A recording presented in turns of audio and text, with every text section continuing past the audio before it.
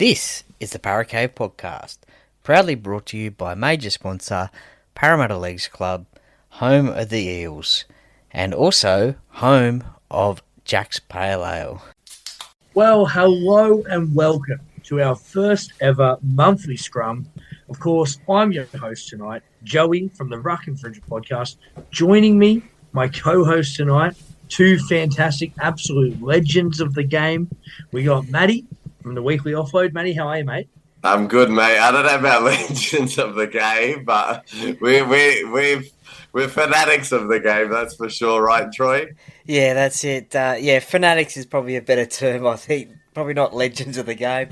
Don't put us in the echelon of, Nathan Highmarsh or Brad Fittler or anything.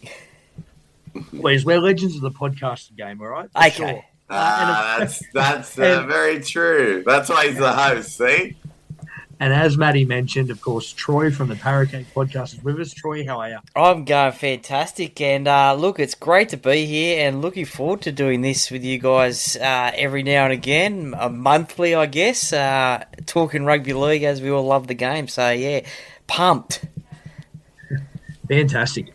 Before we get started, let's just quickly give a couple of plugs. Matty, you want to give a plug to the Weekly Offload? Where can people listen to you? Yep, so the Weekly Offload is on Apple and Spotify. We've recently just jumped onto YouTube, and my listeners would know my story quite well, but for your listeners, the reason why I have a rugby league podcast is, unfortunately, I lost $175,000 on rugby league in 6 weeks.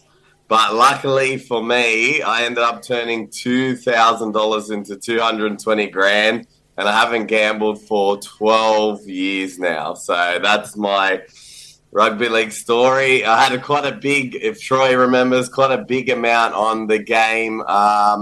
West Tigers versus Parramatta. We're losing 31-6, and I needed Parramatta with a 6 start. And we ended up scoring, I think, 28 points or whatever it was in the last 16 minutes. So if I didn't win that, I needed that to win 20 bets in a row. So, yeah, quite lucky, but that's my love for rugby league. But, yeah, a bit of a different one. Mate, huge. Congrats, by the way, as well. You're doing awesome, 12 years on, still kicking, mate. That's great. Troy, of course, a good friend of our show. We've had you on plenty of times. Mate, where can people find you? Pretty much the same spots. Apple, Spotify. Got audio versions out on YouTube as well.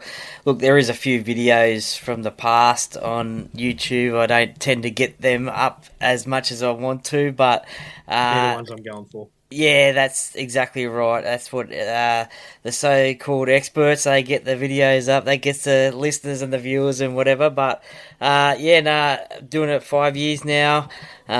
Just like Matty, not like Matty, but love rugby like yourself, and Matty. Love rugby league. So, just talking about it, and especially the Parramatta Eels. But I do love talking about rugby league, the game as well. You do, mate. I love it. And of course, Joey, the Ruck Infringement Podcast, can find us on Spotify, Apple Podcasts, YouTube as well. Of course, Facebook, Instagram, TikTok, and X. So very, very good. All right, boys, this is going to be the monthly scrum. If you are listening for the first time, we're going to talk about rugby league over the past month, what's coming up, a bit of Origin as well.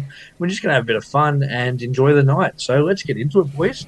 Now, the first thing we're going to chat on is what a massive year it's been already. We're only in round 11 coming up.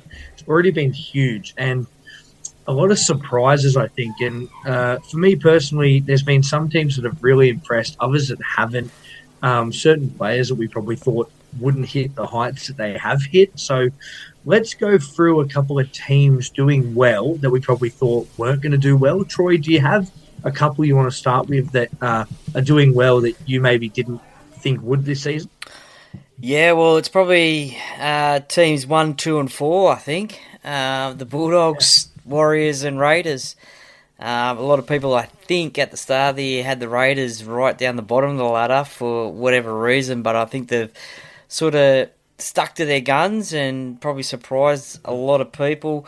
The Warriors, they've had a few games in New Zealand and they've won a few away games recently, so they're in second spot. I think the same position that they were in 2002 as well, at the same point when they made the grand final. And look, of course, the Bulldogs, I think they had, seven wins in a row, I think, at the start of the year, and then a bye. And then they had that mishap against the Broncos. But, yeah, for them to sit where they are on top of the ladder, playing some good footy. So those three sides at the moment, I think, have been really good and impressed, me and most fans at the moment. Absolutely, mate. You're exactly right. Matty, Storm, obviously, they're doing what they do. Mate, are there any teams for you that are not doing so well that you're shocked by? Yeah, I mean, Parramatta. I wasn't too, I must admit, so our co-host, Achilles, so he tipped Penrith and Parramatta grand final this year. Wow. He's doing well so far. Yeah, and I actually went, and there's audio evidence of this. I went Storm Dogs, and I was sort of laughed out of the building. So I'm not surprised with Dogs, but I got to say what Troy said, Raiders, I didn't expect. Like, no way. I didn't have them in my top 8, to be honest. Like, just such a young squad. So it's just, the way they've played has been amazing. Like, the way Ricky's got those boys together, it's just been so crazy. I think Raiders are good because they have that narrative that they're the underdog. Do you know what I mean? Every week. And I think with the NRL, because the teams are so close, that narrative can sort of change that 5% or give that team an extra 5%. But I do disagree. I had Andy Raymond on again. We had him on our show recently, and I got to disagree with him. I think a lot of the teams play very different this year compared to the last 10 years. Like, I enjoy that everyone has a little bit of a different style. So I think styles make fights, and that's why you're seeing a lot of upsets. It's great to see, mate. I've been really impressed with, as you said, the Raiders and the Warriors mainly. The Warriors, because they tend to not have a great away-from-home record.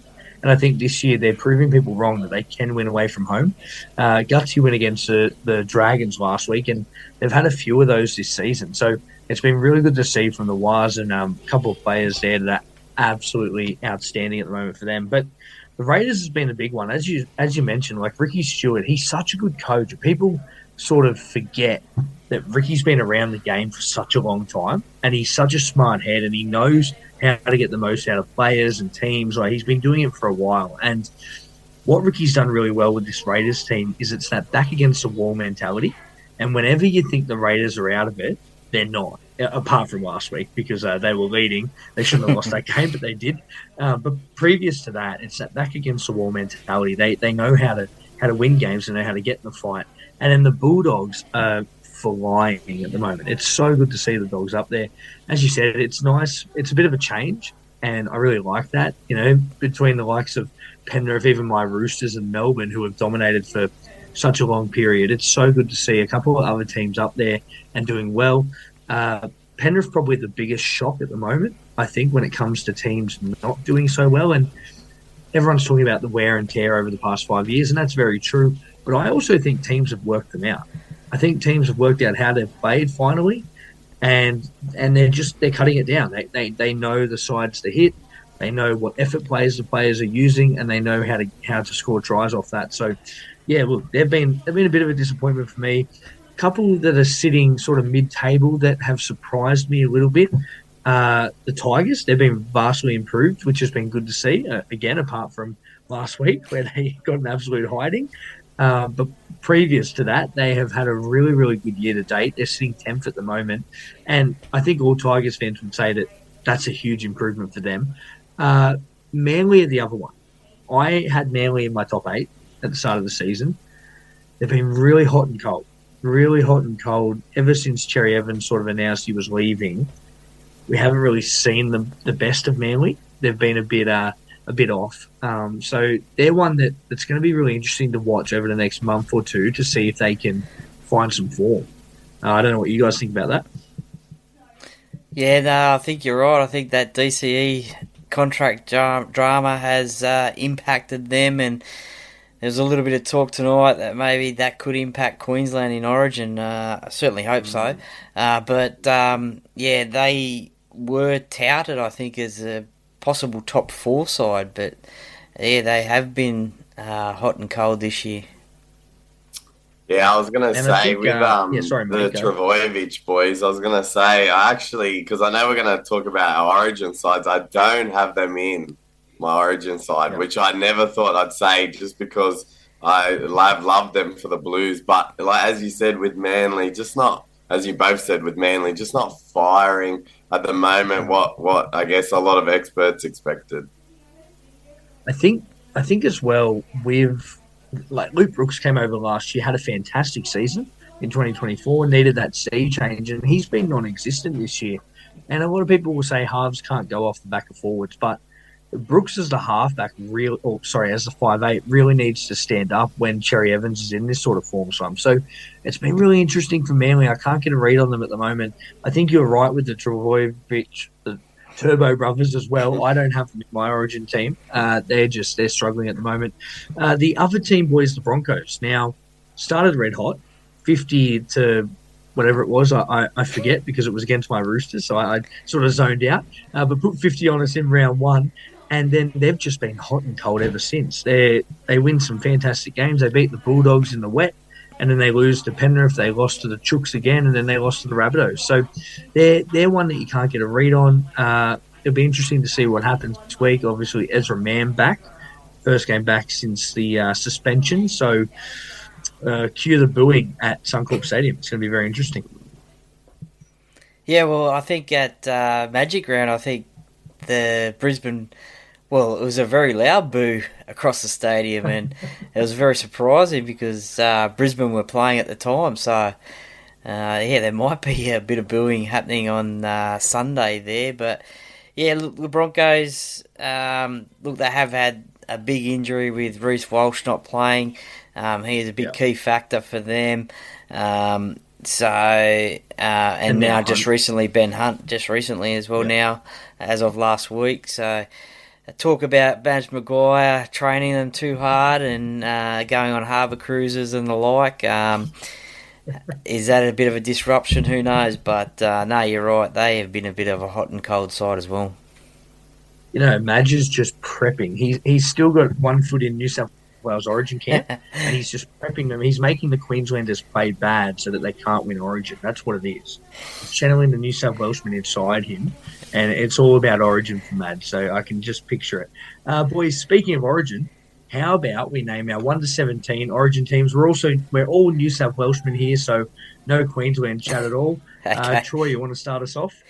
Yeah, so look, I've gone James Tedesco at fullback. Even though Dylan Edwards is the incumbent, Zach Lomax on one wing, and I will go, Brian To'o on the other wing. He's been there, done that before, even though this year hasn't been his best year.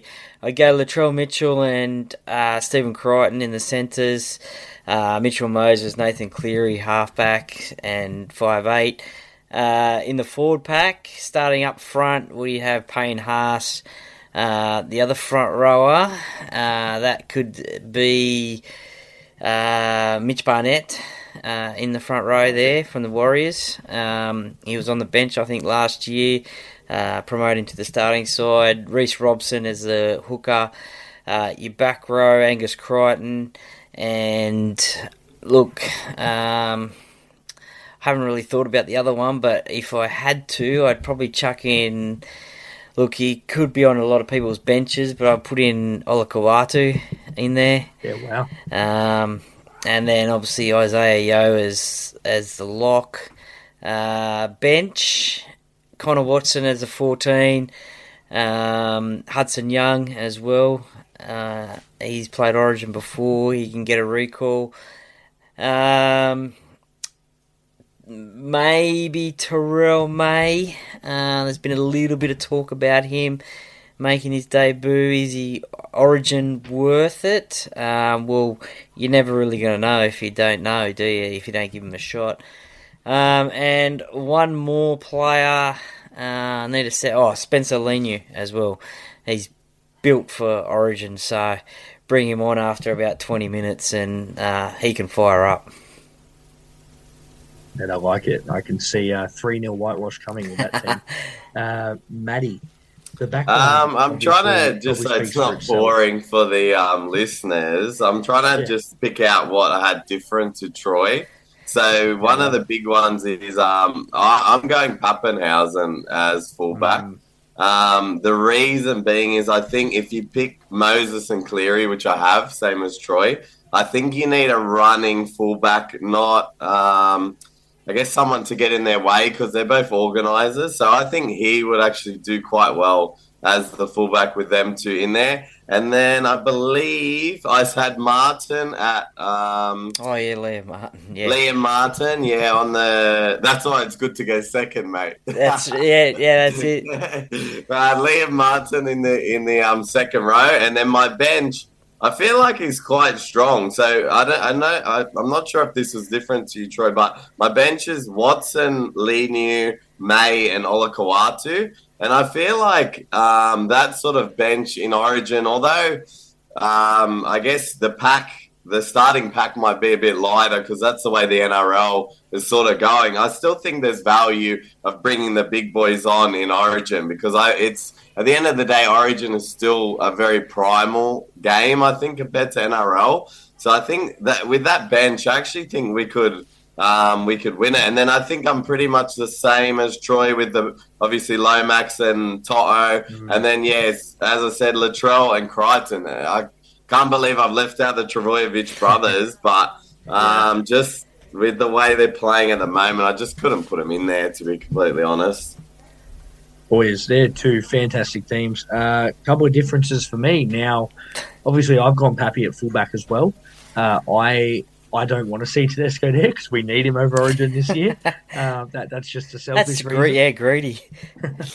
Just greedy. And Edwards, I don't think, has been in the best of form. I actually think Edwards has moved the third best fullback this season alone. I think he's been the most consistent for a while, but he's third this season. I think Pappenhausen showed what he could do on the weekend, scored 4 tries.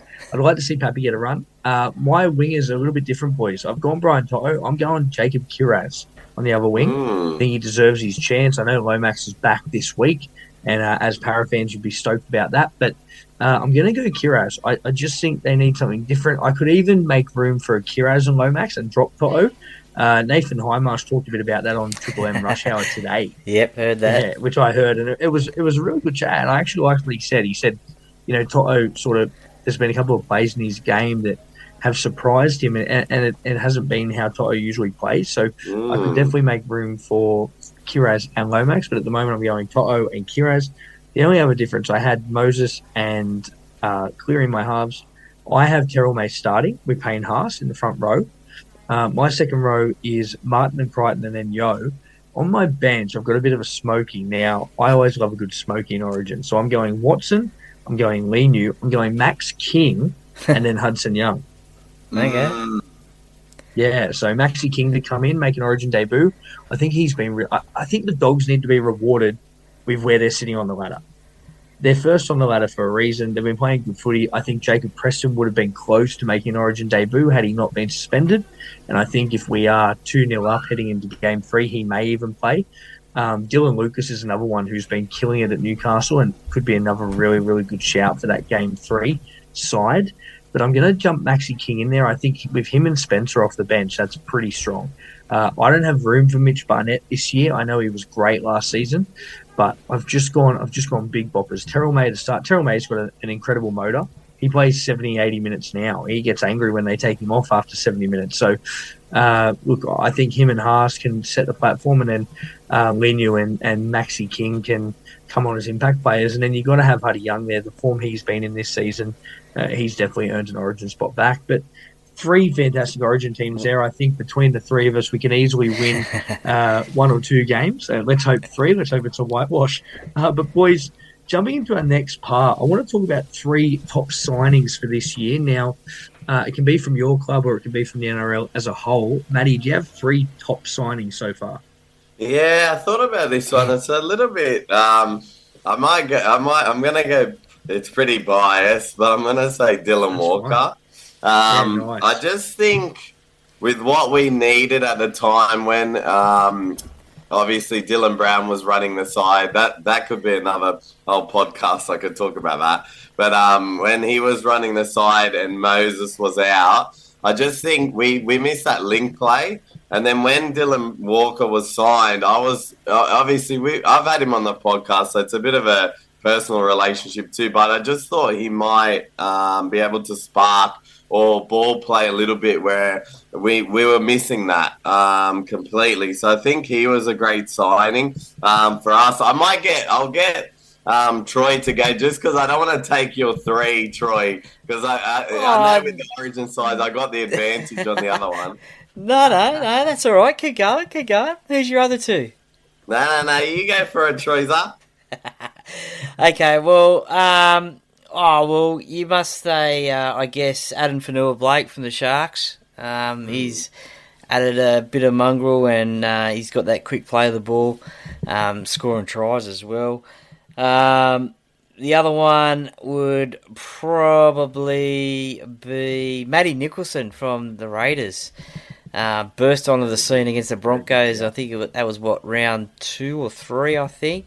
Unfortunately, he's injured at the moment. He'll be out for an extended period, but he was absolutely playing some cracking football. And then you'd probably... look, as much as it pains me to say, probably Gutho at the Dragons. He's playing all right down there at the Dragons. Scored a try against Parramatta, so... but he's probably, I think he is leading the way in try assists. He's right up there anyway, and just leading those young blokes around pretty well. So he's been another one, and yeah. So there's 3 from me. I like it, Matt. You want to give your other 2? Well, my one was actually Gutho, but then I thought about it. I was like, it's so Parramatta-centric. I was like thinking, oh, God, can I find another 3rd? And then, obviously, Fanua-Blake. But I was trying to find another one on here. That's why I was stalling for Troy to do it, because I just thought, it might be too Parramatta-centric on that one. I like it. Boys, I've got Terrell May. Terrell May at the Tigers. I think he's been fantastic since coming over from the Chooks. For me, and this is a bit biased, Mark Nwanga-Nitawaze, just because I like saying his name. And the tries he's been scoring have been electric. So he's definitely been one for me coming over from Rugby Union there. Number 3, I've also gone a Dragon as well, but I've gone a little bit different. I've gone Val Holmes. And the reason for Val Holmes is just his goal kicking is so good. The guy hardly misses, and I think if the Dragons are going to make a big push this year, it's going to be off the back of his goal kicking. So they're my 3. Fantastic, boys. Now, we'll go through 3 top rookies. How about we just give 1 each to make it a bit quicker for us? Troy, you want to give us your rookie? One. Oh, Troy, you go on, mate? Yeah, I'll let Troy go first, so you don't take his. Okay, well, look, I'll be biased. Isaiah Iongi. I think he's played now 10 games of NRL, 1 at Penrith and 9 for us. So, yeah, just his metres that he can get from kick returns, his ball playing as well, just adds that extra link at the back there. And, a lot of people probably maybe doubted him at the start of the year, obviously replacing Gutho, big shoes to fill, but... I think he's come through with flying colours, and I think he probably would be one of the leading Parramatta players of the year at the moment. Yeah, true, Matty. Yeah, I'd say I don't want to go. I'm trying to lead away from Parramatta, to be completely honest. But yeah, that's what you guys know. It's all good. Yeah, it's tough with the rookie. It's hard to sort of pick like my number one. I'm just having a look here just to get my number one. What about Jackson Purdo from the Cowboys?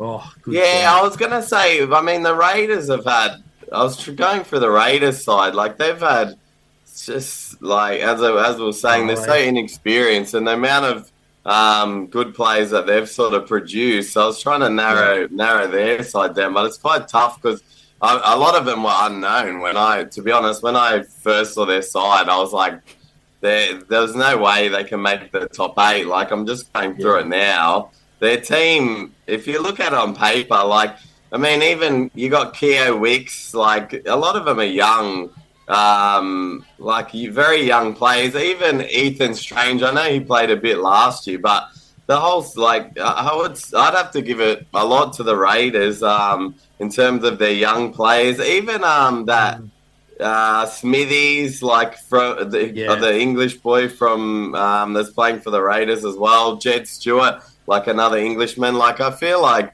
the whole Raiders team, just their young pack, and they've really shocked me, the whole thing. I really like it. I think that's what the Raiders have done so well too, as we spoke about. But having a young side is fantastic, and to be able to be where they are with such a young crop of players is incredible. Boys, if we're talking rookies, I've got a couple now. One actually comes from your Parramatta side, boys, Riley Smith. I think he's been fantastic at hooker. You guys really needed a hooker when you lost Reid Marnie, and he's really been a shining light. Troy, we spoke about Riley a bit on our Parramatta preview at the start of the season, so that was really good for that to actually happen and come of age. I think he's only played a couple of games, but I think he's going to be very good, is King Togia at the Dragons. They're young 5'8" at the moment. He's played 2 games. He looks the goods. He looks very, very good there. So it'll be interesting to see what comes of him. I also thought Blaze Talangi, now in his second year, I know he's not really classified as a rookie, but he's starting to find some form at Penrith. So really good to see him going as well. Boys, most impressive players so far this season. I'll start off. My most impressive player this season has been Luke Metcalf from the Waz. And the reason is he's doing everything at the moment. Kicking goals, kicking field goals, scoring tries, but just leading this team to where they are. So he's my most impressive player this season. Maddie, who's your most impressive player so far? I'd actually say, since they've chucked Selwyn Cobbo to fullback, I think he's improved quite a lot, to be honest. Because I was a bit worried about his career, to be honest. Like I thought he came on the scene pretty strong, and then he sort of started to falter a little bit for me. And obviously with the Broncos struggling, and then they put him back to fullback. I mean, like with the Trell, obviously he had a great game on the weekend, but it's hard to say. Obviously I think we all had him in our Origin sides. Was that correct? Yeah.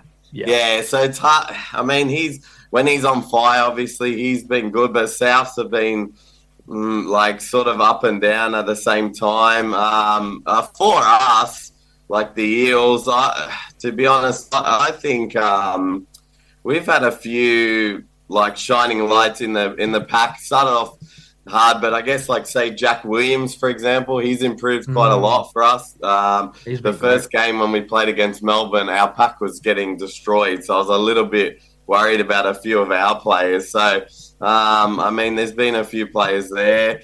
Are we gonna say who we're disappointed with this year? yeah, absolutely. Who's your disappointing player?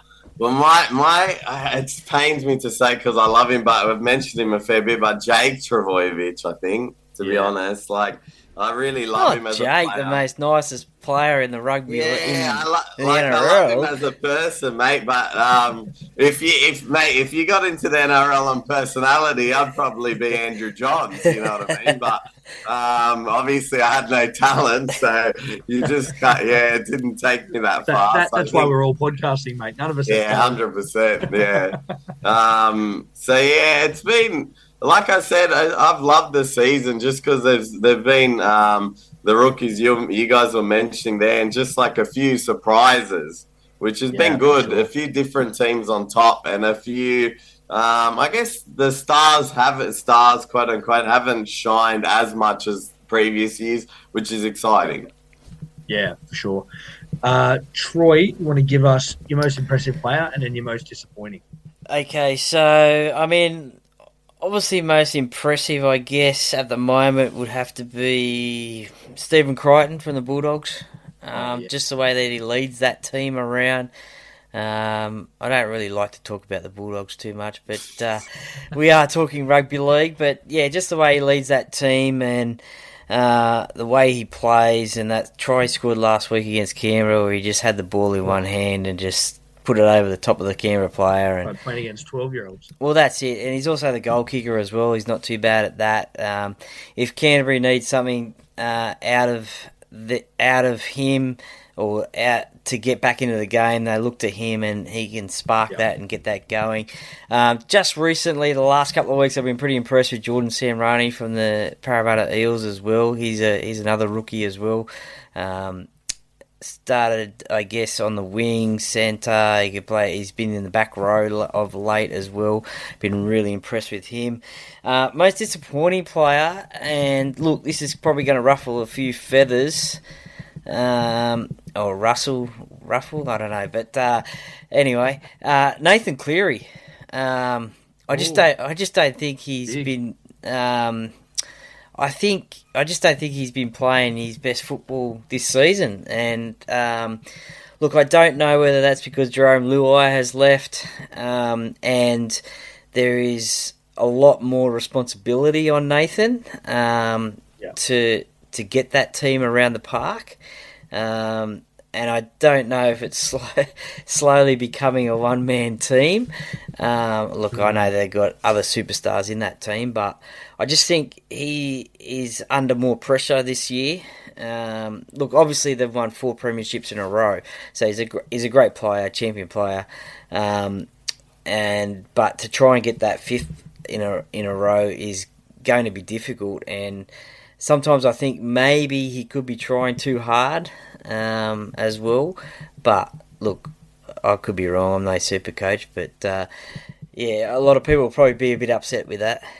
But it's funny you say that because I remember, like, obviously in the 2024 grand final, 23, sorry, we're against the Broncos. And obviously Luai went off for that period and they came back and won. But I felt like just because of that 20 minutes, people kind of wrote off his whole career, like Jerome after that. And then I thought about it this season when obviously I had Penrith in my top 8. I mean, most people did. But I thought about it this year and I agree with you, actually, Troy. I think people have highly underestimated Jerome's impact on the side. Yep, for sure. It was funny when Jerome was coming through the grades, he was actually the special player that everyone wanted, not Cleary. Cleary had to work a lot harder than Jerome did. Jerome was coming through and he was touted as the next big thing.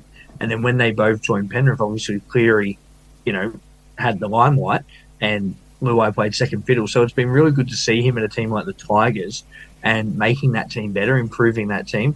Obviously, his dad didn't help too much during the week.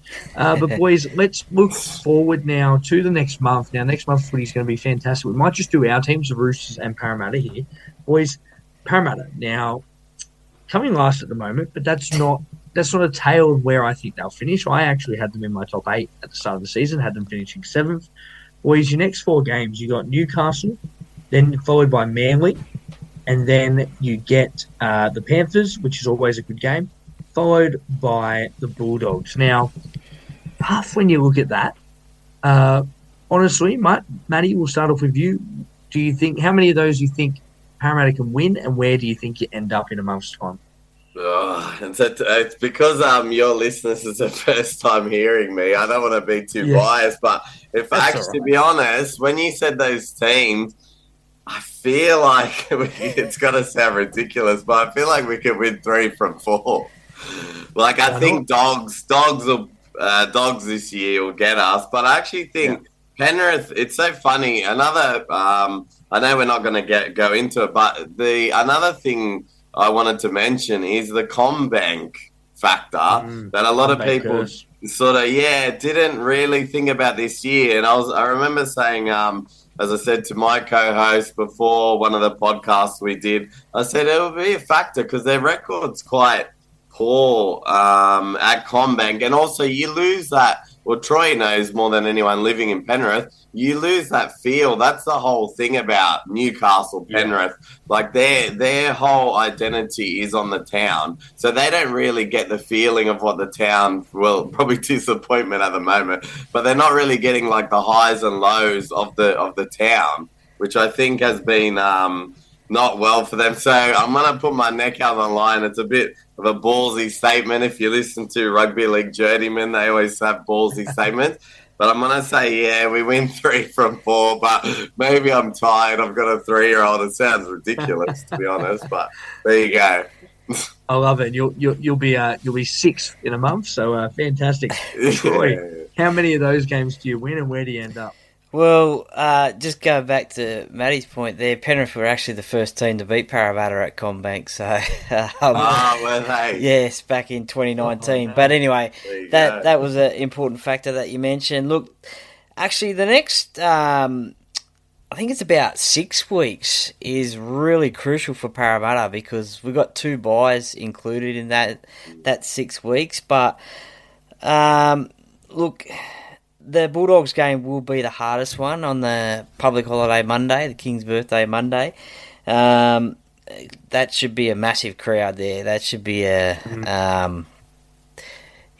got, 50,000 to what game was the Easter Friday, the Good Friday game, Rabbitohs and South. Look, that's a public holiday game, so they should get a big crowd there. Look, I think Parramatta can beat Penrith at the moment, the way they're playing. I think so too. And those rivalry games, they step up. Manly, that's at CommBank as well. So there's 2 games at CommBank. So Manly, they're struggling a little bit as well at the moment. That will be during Origin week. So it'll be difficult for Parramatta because, as we've all said, that the Trbojevic brothers won't be in the Origin side. So they will be playing against Parramatta, so that will be a big test for them. But definitely we can get probably without Mitch Moses too. Yeah, well, Parramatta will be out without Mitch and maybe Zach Lomax as well. So, but definitely we can win this weekend against Newcastle. Look, I'm going to say I agree with Matt as well. 3 out of the 4. I'd love it to be 4 out of 4. I love it, boys. I love it. Look, I'm as biased as the next person. You wait till I talk about the Chooks now. Now, the Roosters next 4. So we got the Dogs this week, and then we follow that into the Sharks at Gosford, which I will be at. So if you're down at Gossy, say hello. Followed into the Raiders, and finish up at round 14 with a bye. So obviously a win there, which is great. But in our next 4, I'm so biased that I actually think we can win all 3 of those heading into the bye. I think we'll beat the Dogs. I think we'll beat the Sharks. And I think we'll beat the Raiders. 3 tough games, tougher than Parramatta's games, I think. The only reason I say it is on the back of our form the past 2 weeks. Since Anzac Day, we have been absolutely on fire. Anzac Day and then against the Dolphins, I thought we were really, really good. Obviously, the Dom Young stuff has been going around, but dropping Dom Young was the best thing we did because Mark Nwanganitawaze has been so good on that right wing. The young guys have now played 10 games together. So the reserve graders have played enough footy together to know the combinations. We're starting to see those combinations. The hardest part will be during the Origin period, obviously, which is coming up during those games because we're probably without Watson, Leniu, possibly Crichton, and then even if Collins gets picked for Queensland as well, and then Tedesco as well. So that will be a bit of a stretch for our team. So, yeah, maybe I will change that to about 2 of those because I just realised that Origin is coming up. But if we have Tedesco, I think we can be okay because we can move Zach Docker-Clay easily into hooker. Front row, if Spencer's not there, you can easily play Nafahu White, Blake Steep we got as well off the bench. Va'a, there's a few young forwards coming through. So I'll say 2 out of 3 because the 4th is the bye. But yeah, we're 1 game outside the 8 now. We're actually looking okay. So I think we've silenced a lot of critics. I think at the start of the season, a lot of people had the Roosters finishing low based on the players we lost. We're now sitting ninth after 10 rounds, so I think we'd be happy with that. Walker's back in about 5 weeks, so not too bad. And Walker's on. I've got a cheeky suspicion that Cherry Evans could be at the Chooks this season, but no, we'll see more of that in a couple of weeks. That's bold. I think he may be. That's bold. I think they're opening up a bit of cash to get Cherry Evans early. He is not happy at Manly at the moment, and also Joey Walsh got named for Manly on their extended bench this week, who is a halfback as well for Manly. So are they going to bring Joey Walsh in? Is he going to get a bit of a run to trial him for the rest of the season? Who knows? But that's just a bit of a prediction there. But there's our next month of footy heading into round 14, round 15, of course, Origin period as well. Boys, a couple of your questions before we finish up. Matt, do you want to give us your listener's viewer question that he sent through? Yes, it was from a very loyal listener, Alex Dos Santos. And he wanted to ask, would Lockie Galvin be a good replacement for Dylan Brown? I can start off if you like, boys. Yeah. I think I've messaged Troy previously a while ago, and I said he is 100% coming to Parramatta. And I've got that on pretty good authority. I trust my sources for that one. I'm not a Buzz Rothfield for any of your listeners or anything like that. Maybe because I waffle on, could be, but or I'm getting older. But 100% he's coming to Parramatta. And do I think he would be amazing for us? I do. I just think he's proven already at the Tigers to be mature above his years, and personally, I've found Dylan Brown hasn't been consistent, and I actually think Lockie Galvin can be the player that we thought Dylan Brown would be. Yeah, I have to agree with you, mate. I think Lockie Galvin's going to be fantastic for Parra. I've got it on good authority. He's pretty much signed there as well. So, I personally think that learning under a player like Mitch Moses will just benefit his game. It'll improve him so much. Like, he's already a fantastic player, but obviously still a bit raw, second year in the game. So he'll just get better for playing under the likes of Mitch Moses, and learning from a coach like Rilesy as well. I think will really boost him. But yeah, Troy, and being at a better centre of excellence as well. So he will be at Parramatta. Probably 2026 from all reports. I'm not as bold as you saying he'll be here this year, but I have heard that they tried to do that three-way deal before, but that hasn't happened. So, he will be at Parramatta, and as you said, learning under Mitchell Moses, what better halfback to learn by? Probably Nathan Cleary, but sure. Mitchell Moses, second best halfback, I guess, in the competition. Yeah, nice. Troy, did you get any questions sent through? Unfortunately, I didn't. So happy to answer all your guys' questions. So, yeah, that's fine. What about yourself? Mate, I had a really good one. A good mate of mine, Lockie Talks _sports. He wrote Mount Rushmore of NRL. Now, I classified with him, what does he want us to do for those four? Okay. He said a back, half, forward, and bench utility. Who would be your Mount Rushmore if you were going a back, a half, a forward, bench utility? I'm going to go modern era. I don't think we need to go any further back than probably the 90s. You probably don't want to go too. I mean, you probably want Sterlo in there. So, look, I'll let you have the 80s, all right? I'll let you have the 80s. I'll start us off. So if I'm going, my Mount Rushmore, if I'm going a back, and this might be a little biased, but he also played 300 games, was a fantastic player, pretty good off the field. You never really heard much indiscretion. My all-time back, Anthony Minicello. And, 300 gamer, one club player, captain the Chooks to 3 premierships, played for Australia, played for New South Wales, the count. He was fantastic in all aspects. If I'm going a half for my Mount Rushmore, I can't go past Joey Johns. From what I watched of Joey Johns and how good he was, and to not even play 300 games and still be an immortal of the game is incredible. Newcastle are not known as a premiership threat anytime. So for him to be in a team and basically lead them to a grand final, to have that vision in 97 to go the blind side to Darren Albert, no other half thinks like that.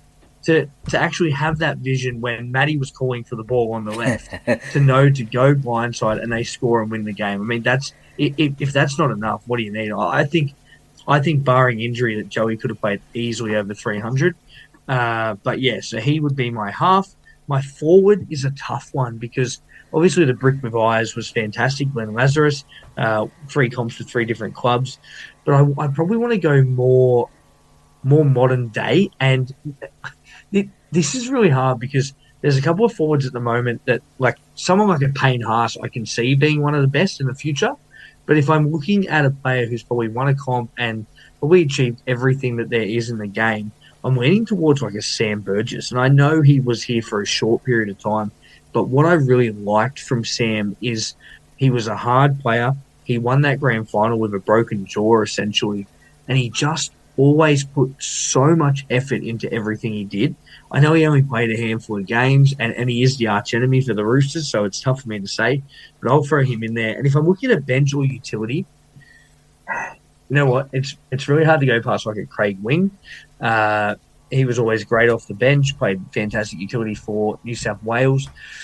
Kurt Gidley was another one who I thought was very underrated. I thought he was really good as utility, but I can only pick one. Bench utility is really hard because often your bench players end up becoming really good starters as well. So if I have to go a bench utility, I'll lock in Craig Wing for now, just because I'm a bit lost further back. But Troy, do you want to give us yours? Yeah, look, great question off short notice here. Look, I'm going to try and keep my Parramatta centric, only because it is off short notice. Now, a back. Oh, when we're saying half, are we saying half back or 5'8"? You can say half or 5'8". Yeah, okay. You can say both. Okay. Well, it is a little bit Parramatta centric. In a back, I would say. Oh well, this player isn't, but he played most of his time in the back, so I'd have Brad Fittler. Played over 300 games, as you mentioned, won a couple of comps, Origin coach, New South Wales, Australia, youngest ever Kangaroo, I believe. Wish I had him at Parramatta.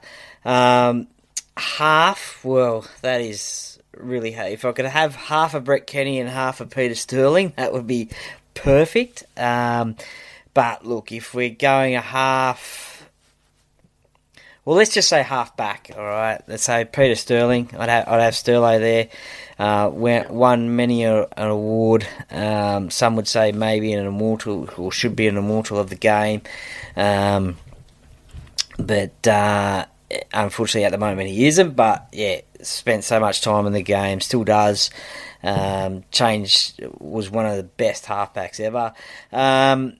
Forward, look.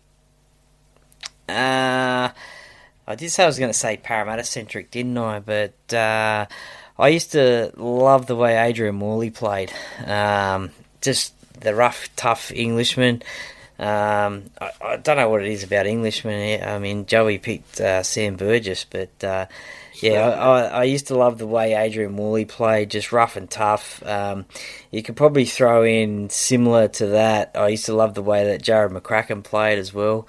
He was rough and tough, so he did play back row as well. Bench spot. Well, I think Joey stole mine, Craig Wing, and so I'm just trying to think of another one. Maybe someone like... Oh, look, I'm going to go... Jeez. It's a hard question off the bat, isn't it, to think of? Do you want me to, because you saved me, Troy, do you want me to go? Okay, you go, and I'll try and think of one. Give you a bit of time. So You needed one more, was it? Your last one? Yeah, bench utility player. Yeah, I'm gonna go. Joey had some good ones, obviously, with Craig Wing, and he kind of took the best. Who was his other utility? Kurt Gidley. So they're the two best utilities. But I'm actually gonna say for New South Wales, Steve Menzies. Okay. Because I thought coming off the bench, he just played so many positions. And I think he was the ultimate utility off the bench for Origin, because a lot of times we'd have an injury at centre, for example, and he'd jump in and he'd score 3 tries, or you know what I mean? Yeah. And then I'll say I got to go the half. I'm going to go with Joey. What did you say, Troy? I said Sterlo. I'm going to go Andrew Johns. I just think the way he dominated a game, unfortunately, the 2001 grand final or first half, I just can't. That's in my nightmares. I can't get that out of my head. So I think no one could dominate a half like him. And then I'm going to cheat with the forward, and I'm going to say Cameron Smith.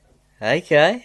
Yeah, just because it's hard. He's the only one that I think was managed the game so well. But I guess if we go back to who terrorised Parramatta, mate, I remember Gordon Tallis tearing us apart at Parramatta Stadium a few times, and I just, as a kid, I just was so scared of him as well. So once in the crowd, I kept giving it to him, Gordy, and then he went like this.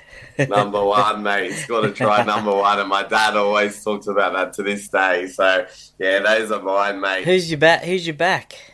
Back. I was tossing up. It's also cheating because he was a half. I was nearly going to say Darren Lockyer. Okay, yeah. Well, he did play fullback. Fullback. That's what I was thinking, the fullback. But it's just, like you said, to do the Mount Rushmore on the run is pretty difficult because there's been so many amazing 100%. players play. So yeah, it's for a back. I'll stick with Lockyer. I'm okay with my choices. Yeah, not too bad. A little bit of cheating there, but that's all right. Yeah, no, that's okay. I think for my bench spot, I'm still struggling for one. As you said, there's probably a lot of names to think of. I just think, look, I go back to this is showing my age, but I go back to the 1986 Kangaroo Tour. Terry Lamb as a bench utility player. Played every game in the Kangaroo Tour that year. 5'8", could probably play a little bit of lock as well, but Mr. Reliable Terry Lamb, I guess, the best backer-upperer in the game. Nice. Very good, very good. Did you give your ones, Matty? Yeah, I did. I cheated a tiny bit, mate, because I've gone right. Cameron Smith as a forward and Darren Lockyer as a back. Yes. So, hey, they both played there, so fantastic. But that was the only viewer question I had. The other one was Fogarty or DCE. I think Jamal Fogarty's going to be great at Manly next year. DCE will be great at Roosters, but that was really it. So thank you for tuning in to our first episode of the Monthly Scrum. We'll do this again in a month. Fantastic. Don't forget to check out the Weekly Offload, the Parra Cave Podcast, and the Ruck Infringement Podcast, wherever you get your podcasts. Until next time, that's Matty, that's Troy, I'm Joey. Be good.